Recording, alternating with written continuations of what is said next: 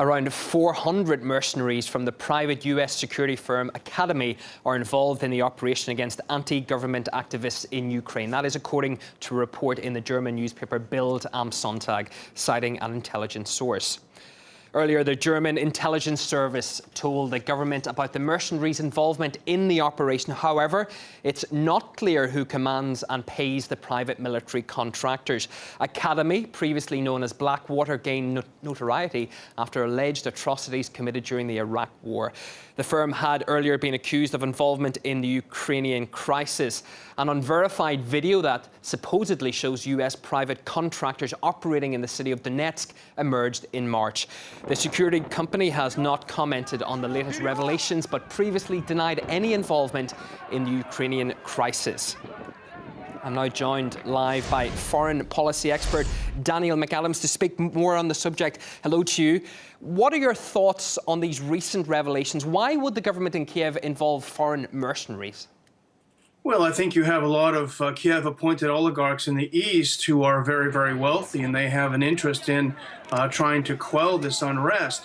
What's interesting about these last two stories we've seen about U.S. involvement is they've both come from major German newspapers, and it makes you wonder whether the Germans are not getting nervous that the U.S. is pushing this too far.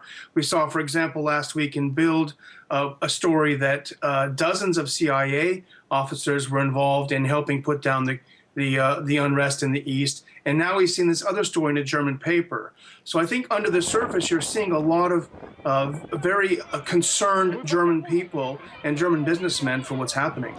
What impact could the presence of these private contractors affect the situation in Ukraine, Daniel?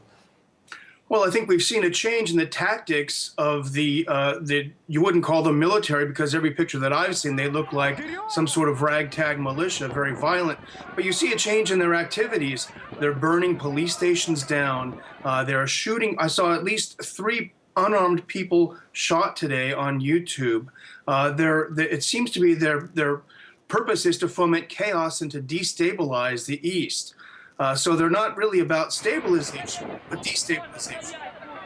Now, as I mentioned earlier, contractors from Blackwater were accused of atrocities in Iraq. Why would a company with such a track record be invited onto Ukrainian soil in the first place? Well, because they're not connected to governments. They don't feel they need to abide by international law. They are able to use extreme violence. We saw what happened in Fallujah.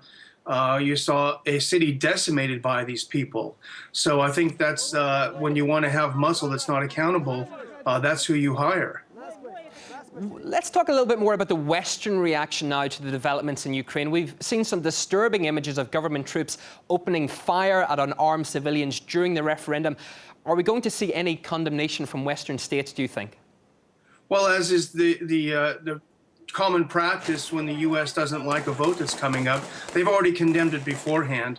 The State Department issued a press release yesterday saying that it condemned this referendum that was being held by, quote, armed separatist groups.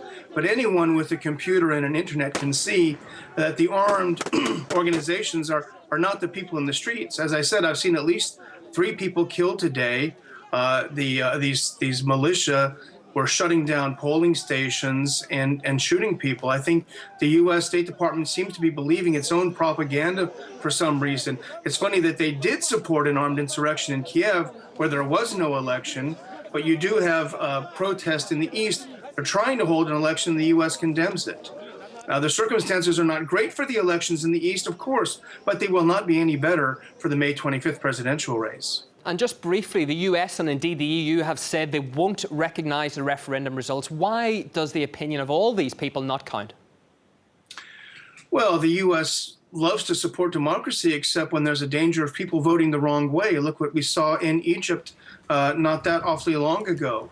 It really is a hypocrisy on the part of the U.S. government. And I think it's becoming more and more obvious to the rest of the world. It's damaging our reputation. Daniel McAdams, Executive Director at the Ron Paul Institute, we thank you for your time.